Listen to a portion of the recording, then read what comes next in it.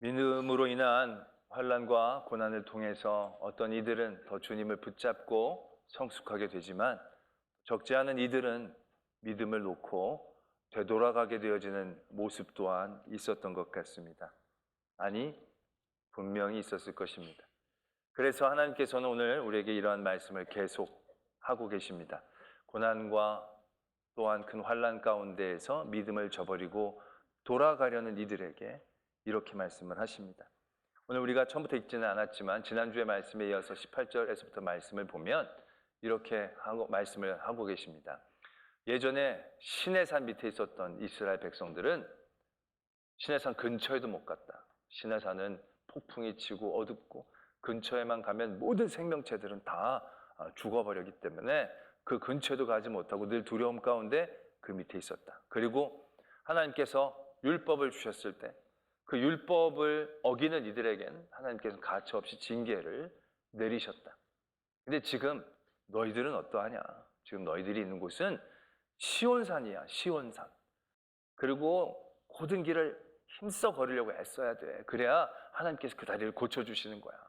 그러니까 너희들 지금 내려놓고 실망하고 절망하면 안 돼. 이게 좀 이렇게 달래주시는 그런 말씀의 흐름이었다라면 오늘 우리가 쭉 읽은 이제 18절 이후의 말씀은 왠지 좀 이제 당근을 썼으니까 채찍을 써야 될 그런 타이밍에서 야, 너 세상이 두려워? 내가 더 두려워. 내가 더 두려워야 돼. 내가 더 힘세. 너 세상에서 빼앗길 거 두려워하는 것보다 내가 너에게 준 걸 잃을 걸 더 두려워해야 돼. 이게 일종의 약간 위협이라고 얘기하면 좀 그렇지만 약간 좀 그런 분위기로 말씀을 하는 것으로 느껴지게 되어진다는 거죠. 물론 세상의 두려움을 이기기 위해서 더 큰 두려움으로 우리에게 또 윽박질러 주시는 것이 상당히 효과적일 수도 있다는 생각을 하게 됩니다. 우리가 더 무서운 걸 더 무서워하니까 하나님이 내가 더 무서워 라고 얘기하시는 것으로 우리가 들을 수도 있을 것입니다. 그런데 하나님은 예수 그리스도를 이 땅에 보내주심으로 인해서 우리에게 두려움으로 하나님을 믿고 섬기는 걸 원하신 게 아니었다는 얘기예요. 두려움으로 하시려면 충분히 그렇게 하셨지만 하나님은 원래 그런 마음으로 우리가 믿기를 원하신 분이 아니에요. 하나님은 우리가 평안을 누리기를 원하신 거고요. 기쁘고 즐거움으로 하나님을 따라가기를 원하시는 그런 하나님이시다라는 얘기죠. 근데 하나님이 지금 고난을 당한 그들에게 윽박지르고 더 위협하는 그런 말씀으로 우리에게 하고 계시는가라는 생각들을 해보게 되는 것이죠. 제가 전에도 몇 번 말씀을 드린 적이 있었는데 제가 사역을 시작하면서 제일 저를 힘들게 했던 게 새벽 기도였습니다. 새벽에 일어날 때마다 늘 힘든 거예요. 근데 그걸 평생 할 생각을 하니까 숨이 턱턱 막히는 거예요. 야, 이게 하루 이틀도 힘든데 이거 평생 은퇴까지 이걸 해야 돼? 몇십 년을 그걸 할 생각을 하니까 너무너무 힘든 거예요. 일어날 때마다 갈등해요. 어제는 주일을 충분히 많이 했으니까 좀 더 자도 되지 않을까? 오늘은 할 일이 많으니까 좀 더 자도 되지 않을까? 그래가지고 이게 알람 맞춰놓고 자다가 무음을 하는 거를 이렇게 바꾸질 않고 그냥 자다가 아침에 일어났더니 새벽이 아니고 아침일 때 화들짝 놀라면서 이게 어떻게 아침이지? 이러다가도 사랑하는 자에겐 잠을 주시나 보다. 그래가지고 그게 오히려 고맙기도 하고 막 그랬단 말이죠. 그런데 어느 때부턴가 새벽 기도를 빠지면 꼭 사고가 생기는 거예요. 생전 안 했던 실수를 새벽 기도를 안 한 날이면 꼭 저지르는 거예요. 새벽 기도를 안 한 날이면 사고가 생겨요. 종이에 손가락이 비어가지고 막 너무 따갑고 아프기도 하고 멀쩡한 평지인데 발목이 삐기도 하고 넘어지기도 하고 그런 게 한 너댓 번 계속되는 거예요. 그러니까 여러분 어떻겠어요? 새벽에 일어날 때 오늘 갈까 생각하다가도 새벽 기도 안 나가서 당한 사건 사고 중에 남은 게 사망 사고밖에 안 남은 것 같아요. 이러다가 내가 죽지는 않을까. 이거 죽는 건 죽는 거지만 새벽 기도 안 간 날 죽으면 더 억울할 것 같은 거 있잖아요. 그런 생각을 하니까 잠이 확 깨는 거예요. 갈등이고 고민이고 벌떡 일어나서 새벽 기도를 하게 되는 거예요. 그때부터는 새벽 기도를 깨는 게 그렇게 어렵지 않게 된 거예요. 그러다 보니까 제가 이 은혜를 나만 받아도 되나 싶은 거예요. 이런 좋은 방법이 왜 나만 하나님 베푸셨는가? 우리 모든 성도들에게도 이런 은혜를 베푸셨으면 얼마나 좋을까라는 생각을 하게 되는 거예요. 새벽 기도까지는 바라지도 않아. 주일 예배 한 주 빠지면 손가락 하나 부러지고 또 한 주 빠지면 팔이 부러지고 또 한 주 빠졌더니 발목 부러지고 또 한 주 빠졌더니 다리 부러지고 그러면 그 다음에 주일에 갈까 말까 고민이 되겠습니까? 절대로 고민하지 않을 거예요. 죽어도 예배를 드리려고 그럴 거예요. 코로나 같은 게 터져서 교회 문이 닫혀도 막 문짝을 잡고 매달릴 거예요. 나 이거 들어가야 됩니다. 나 안 들어가면 죽어요. 안 당한 사고가 사망 사고밖에 없는데 아마 이러지 않겠냐는 거죠. 그럼 얼마나 믿는 게 다들 쉬워질까? 난 목회가 얼마나 땅짓고 헤엄치기처럼 될까? 그냥 나는 주님의 또 다른 얘기만 하면 되니까. 그런 생각을 하게 되는 거죠. 근데 하나님은 여러분들에게 그런 방법을 잘 안 사용하신다는 거죠. 딱 좋은데 그게 너무너무 좋은데. 근데 제가 생각해 봤습니다. 하나님이 제게 그러한 은혜를 베푼 건 두려움 가운데 새벽을 드리라고 하는 게 아니었어요. 훈련을 시키신 거예요. 왜? 지금 제가 새벽을 일어날 때마다 그렇게 두려움으로 일어나는 게 아니거든요. 지금 새벽을 일어날 때 감사함으로 또 기대로 일어날 때가 많이 있게 되어지는 거예요. 일종의 훈련을 통해서 하나님은 정말로 그 기도의 기쁨과 즐거움을 우리에게 알려주시고자 일시적으로 그러한 일들을 사용하셨던 것뿐이지 하나님이 늘 두려움으로 새벽 기도에 나오시는 걸 원하는 하나님이 아니시다라는 얘기죠. 아마 여러분들에게 그런 방법을 썼다라면 여러분들 늘 주일에 나올 때마다 막 두려움으로 막 벌벌 떨면서 하나님은 그걸 기뻐하시는 하나님이 아니셨다라는 얘기죠. 그래서 우리가 오늘 말씀을 다시 보면 말씀이 이렇게 되죠. 이로 말미암아 경건함과 두려움으로 하나님을 기쁘시게 섬겨라. 이렇게 말씀이 적혀져 있습니다. 우리 이 말씀을 그냥 하나님을 믿을 때 우리가 경건함과 두려운 마음을 가지고 믿어야 되는 거구나. 여태까지 우리 너무 하나님을 두려워하지 않았어. 하나님을 너무 만만하게 생각했어. 그 예배 올 때도 보면 내가 너무 쉽게 생각했어. 그냥 아무 생각 없이 아무 옷이나 입고 목욕도 안 하고 그냥 마음대로 그냥 아무 생각 없이 이러면 안 되지. 좀 하나님을 무서워하면서 그래야 섬겨야 하나님이 기뻐하시는구나. 이제 우리 이렇게 생각하게 될 때가 있다라는 얘기죠. 근데 여러분 정말 우리 하나님이 여러분들 교회 올 때 막 무서워하며 그래서 경건한 척하며 하나님께 예배하는 걸 기뻐하시는 하나님이시겠습니까? 막 하나님을 막 아버지라고 따뜻하고 사랑스럽게 부르는 게 아니라 늘 겁먹어가면서 제대로 이름도 부르지 못하고 늘 무서움과 두려움 가운데 눌려 하나님 앞에 예배를 드리는 그 모습을 하나님이 기뻐하시겠냐는 거예요. 근데 오늘 말씀은 경건함과 두려움으로 하나님을 기쁘시게 섬겨라고 적고 있다는 얘기죠. 그럼 이게 무슨 얘기냐라는 얘기죠. 그래서 우리는 그 앞에 얘기에서부터 말씀부터 살펴봐야 되는 거예요. 그 앞에 말씀이 어떻게 적혀져 있느냐면 우리가 흔들리지 않은 나라를 받았은즉 은혜를 받자. 은혜를 받자라는 말씀은 감사하자 이런 뜻이 강하다라고 해요. 그러니까 우리가 흔들리지 않은 나라를 받은 거예요. 아까도 말씀을 드렸지만 이제 이 땅에는 모든 것들은 흔들릴 때가 와요. 모든 심판의 자리에 서게 될 때가 와요.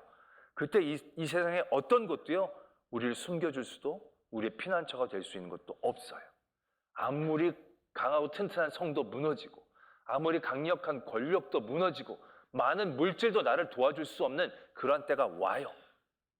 근데 그때 하나님은 우리를 흔들리지 않는 그 땅에 불러주신다는 거예요.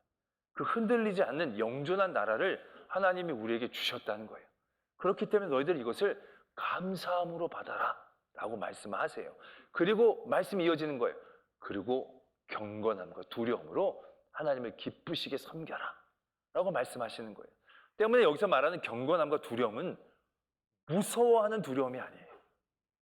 이 두려움은 어떤 두려움이냐면 너무 과분한 은혜를 받았을 때 우리가 경험하는 두려움인 거예요. 여러분들이 가정의 반려자들에게 남편이나 아내나 아니면 자녀들에게 생일 선물을 받았는데 예쁜 옷을 받으면 여러분들이 어때요? 기쁘고 감사하고 고맙고 그럴 거예요. 그죠? 딱 옷 정도 받으면 그럴 거예요. 그런데 갑자기 봉투를 딱 내미는데 봉투를 열어봤더니 빌딩 한 채 등기 문서가 들어있어.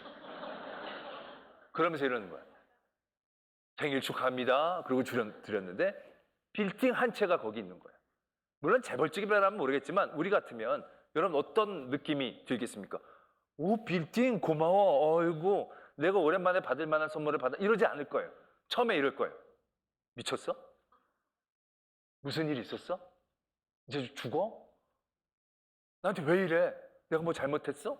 뭐 이런 느낌과 감정들이 경험을 해봤어야 알죠. 들 수밖에 없을 거예요. 너무 과분한 은혜가 있으면 그런 느낌이 든다라는 얘기죠. 저도 제가 처음 우리 교회 부임했을 때 교회가 부흥을 좀 했습니다.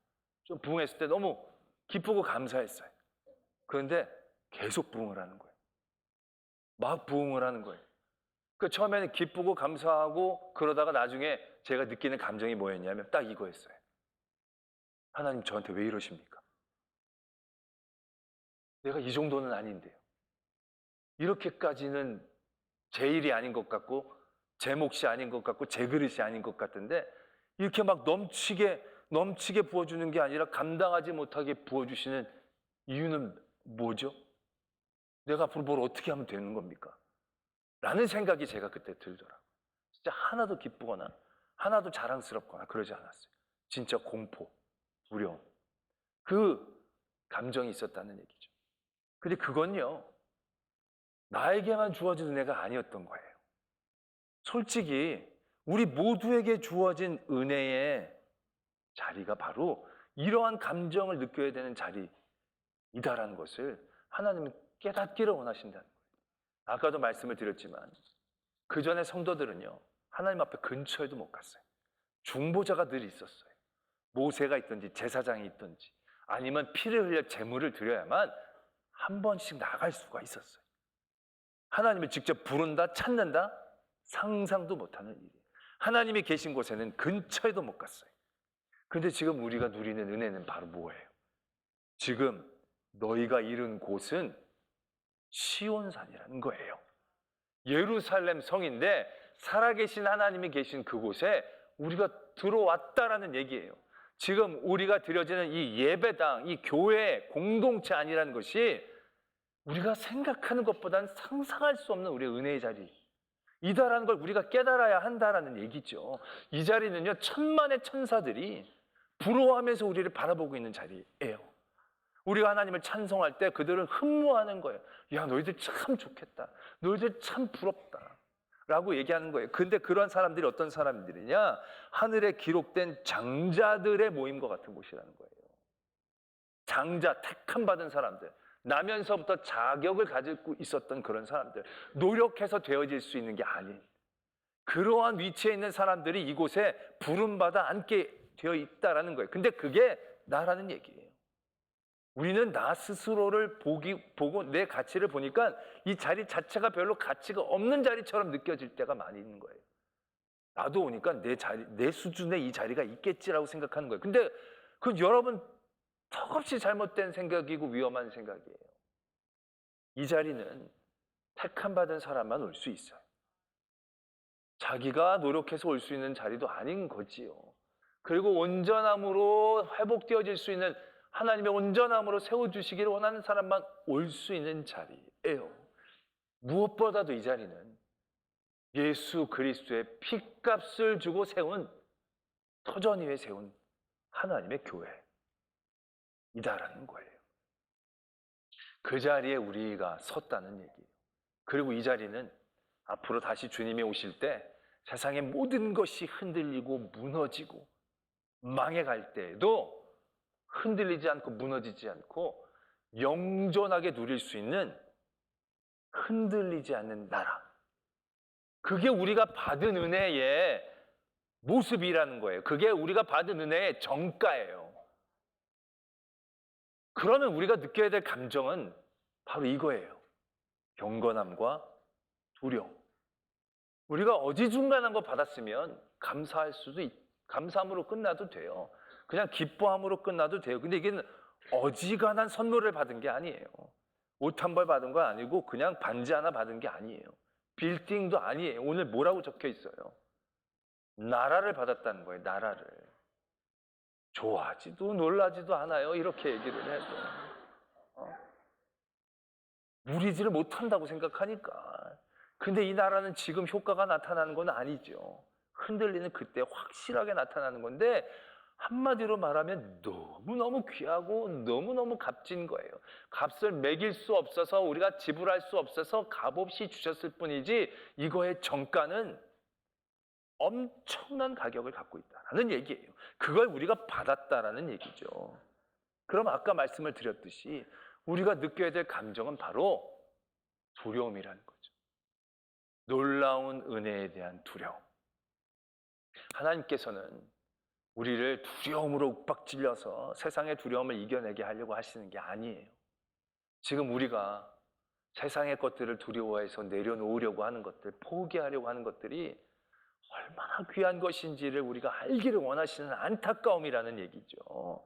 우리가 값없이 받아가지고 이게 공짜로 받아가지고 이 사람들이 이게 너무 귀한지 모르고 막 그냥 조금만 이 땅 가운데 조금만 손에 와도 바꿔버리려고 하는 이 엄청나고 위험한 상황 가운데서 하나님이 정가를 막 얘기하시는 거예요. 이거 진짜 가격은 우리가 선물 받은 거 막 처분하려고 할 때 이 사람이 이게 진짜 어떻게 구한 건지를 아는 사람들이라면 정말 너무너무 안타까워하지 않겠어요?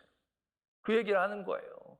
우리가 지금 이 땅 가운데서 얼마의 이익들, 얼마의 평안들, 아니 몇십 년의 수명 때문에 정말로 말도 안 되는 것을 포기하려고 하는 그런 어리석음 가운데 있을 때 하나님은 우리에게 알려주시는 거예요.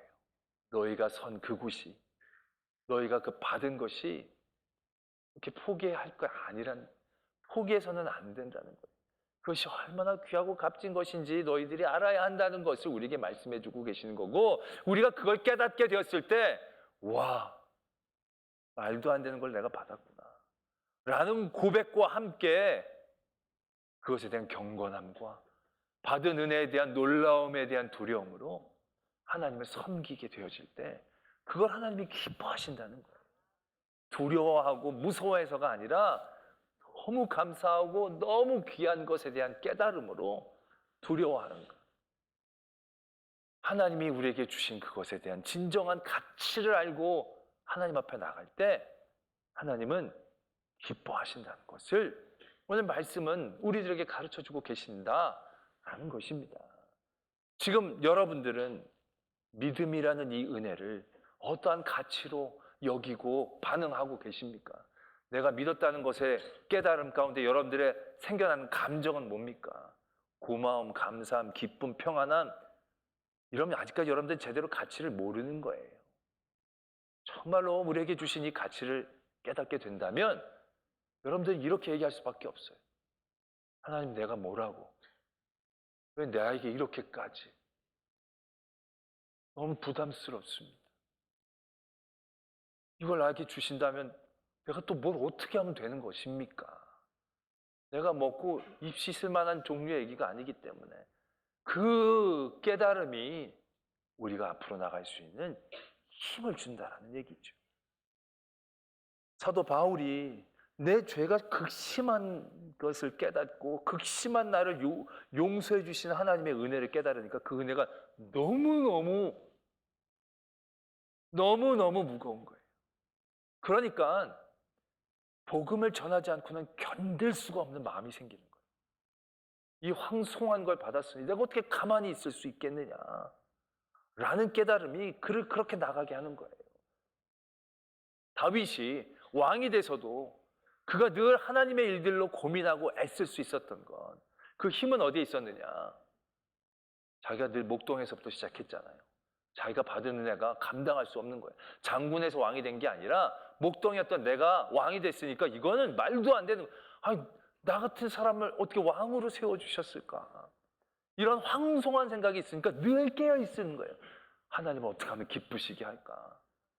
하나님을 어떻게 하면 더 잘 섬길까? 그러한 힘이 결국 내가 받은 은혜의 정가를 알아낼 때 우리에게 주어진다는 것을 오늘 말씀은 가르쳐주고 싶으셨다는 얘기죠. 금요일 날 요한복음 14장 6절의 말씀으로 저희들이 은혜를 나눴었는데 저도 그 말씀을 다시 한번 묵상하면서도 큰 은혜를 받았습니다. 내가 길이요 진리요 생명이다. 예수님 그렇게 말씀하셨어요. 우리는 그 말씀을 들을 때 구원의 어떤 방법론적인 말씀을 주고 계시는구나 이렇게 이해할 때가 많이 있다는 얘기죠. 예수님을 믿어야 구원을 받고 예수님 믿어야 길을 잃지 않고 예수님을 믿어야 살고 예수님 잘 믿어야겠다. 그래서 하나님이 예수님이 이런 말씀을 주셨구나. 우리 이렇게만 이해할 때가 있다는 것입니다. 근데 그런 이해만 있는 게 아니었다는 얘기죠. 그렇게 말씀하신 전에 어떠한 사건들이 있었느냐 하면 예수님이 이제 내가 마지막 너희들을 떠나고 베드로가 나를 부인하고 이제 이렇게 말씀을 주신 거예요. 그때 제자들이 두려워할 수밖에 없죠. 막 무서워. 아니 지금 잘 나가는데 무슨 말씀이세요? 되게 두려워하고 있었던 거예요. 그 두려움을 아시고 예수님이 제자들에게 하신 말씀이 이렇게 시작을 돼요. 근심하지 말아라. 하나님을 믿으니까 또 나를 믿어. 내 아버지 집에 거할 곳이 아주 많아. 내가 먼저 가서 너희를 위하여 처소를 예비하고 그리고 다시 돌아와서 너희를 위해서 돌아와서 다시 너희를 영접하고 너희가 나 있는 곳에 있게 할 것이야. 너희들은 이미 그 길을 다 알고 있어. 예수님이 그들에게 이렇게 평안함을 주시기에 이런 말씀을 주시는 거예요. 그랬더니 도마가 아니 어디를 가는지 모르는데 우리가 그 길을 어떻게 압니까? 질문을 던집니다. 그때 예수님이 이런 말씀하시는 거예요. 내가 곧 길이고 진리고 생명이야. 어디가 길입니까? 무엇이 진리입니까? 무엇이 옳은 겁니까? 어떻게 생명을 얻을 수 있습니까? 우리는 늘 그렇게 생각하죠. 근데 이미 우리와 함께 하신 예수님에게 그 모든 것이 있다라는 것을 말씀하고 계시는 거예요. 왜? 예수님처럼 우리를 사랑한 분이 없거든요. 우리를 위해서 자기의 집을 내어주고 우리를 위해서 그가 하늘에 올라가셨다가 또 우리를 위해서 내려오시고 우리를 위하여 또 우리를 불러주시고 예수님처럼 우리에게 집을 내어줄 분이 몇 분이나 있습니까? 예수님처럼 자기를 위해서 나를 위해서 자기 일처럼 해줄 수 있는 사람이 누가 있겠습니까? 근데 그 예수님이 이미 우리가 믿고 있는 예수님이고 그 예수님이 이미 우리와 함께하고 있는 예수님이라는 거예요. 그 예수님 안에 그런 놀라운 내용들이 힘들이 다 포함되어 있다는 거예요. 근데 우리는 어떻습니까? 예수님을 믿는데도요 길을 찾아요. 예수님 길을 알려달라고 얘기해요. 예수님을 믿고 있으면서도 무엇이 옳은지를 물어봐요. 무엇이 옳습니까? 무엇이 진리입니까?를 물어봐요. 예수님을 믿고 있으면서도 살려달라고 얘기를 해요. 아니 예수님이 길이고 진리고 생명이신데 내가 믿고 나를 사랑하는 예수님 안에 그 안에 다 있는데 우리 예수님 안에 있는 걸 받아들이고 깨닫고 활용하지 못하고 엉뚱한 길을 찾아요. 엉뚱한 오름에 매여 있어요. 엉뚱한 생명을 얻기 위하여 전전긍긍하는 거예요. 세상은 그 틈을 노리고 우리에게 이게 길이고 이게 생명이고 이게 진리라고 우리를 유혹하는 거예요. 그러나 우리를 찾아오신 예수님, 우리를 위하여 죽으신 예수님, 우리를 위해서 승천하신 예수님. 도대체 예수님의 사역을 언제까지 얘기해야 아멘을 하시려고 합니까? 그 예수님 안에 이미 다 있으시다는 얘기예요. 어디서 길을 찾니? 내가 길인데. 어디서 진리를 찾니? 내가 진리인데. 어디서 생명을 찾니? 내가 생명인데. 예수님과 함께하면 그래서 우리가 평안할 수 있는 거예요. 예수님과 함께하면 즐거울 수 있는 거예요. 예수님만 믿으면 우리가 온전해질 수 있는 게 우리가 알고 우리가 믿고 우리를 부르시고 우리를 위하시는 예수님 안에 다 있다라는 거예요. 우리는 그 예수님의 진가를 알아야 한다는 얘기죠. 예수님의 진정한 능력을 온전히 깨달을 수 있어야 한다는 거예요. 그러할 때 우린 이런 마음을 품는 거예요. 아니 그런 예수님이 왜 나를 이렇게 귀하고 이렇게 놀라운 분이 내가 뭐라고 왜 나에게 그럴 때 우리 안에 경건함과 두려움이 생기는 거죠. 정말로 이 믿음의 순간들이 너무 귀하고 아름답게 여겨질 수 있는 거죠. 그 세상의 무엇과도 바꿀 수 없는 너무나도 아름다운 것임을 깨닫는 지혜가 있게 되어지는 거죠. 그럴 때 세상이 우리를 두렵게 하는 모든 두려움 가운데 휩쓸리지 않고 더 귀한 것에 산술적으로 투자하고 거기에 매일 수 있는 그런 은혜를 우리가 누리게 되어진다라는 얘기입니다. 오늘 우리를 위협하시는 하나님이 아니라 우리로 깨닫게 하셔서 우리가 받은 그 은혜의 놀라움을 깨닫고 경건함과 두려움으로 세상을 이길 수 있는 성도 되기를 원합니다. 기도하겠습니다.